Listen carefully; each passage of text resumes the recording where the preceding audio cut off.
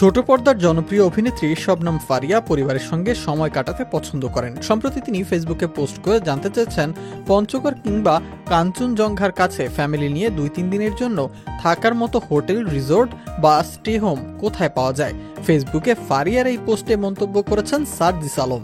তিনি এনসিপির উত্তরাঞ্চলের মুখ্য সংগঠক হিসেবে পরিচিত।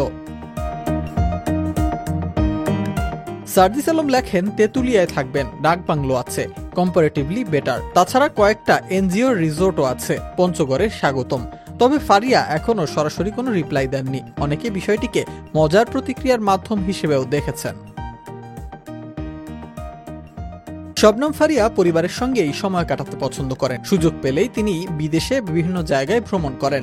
এই পোস্টের মাধ্যমে দেখা যায় সামাজিক যোগাযোগ মাধ্যমে ভ্রমণ সংক্রান্ত তথ্য দ্রুত ছড়িয়ে পড়ে এবং সাধারণ মানুষ থেকে বিশেষজ্ঞজনেরা সহায়তা দিতে প্রস্তুত থাকে।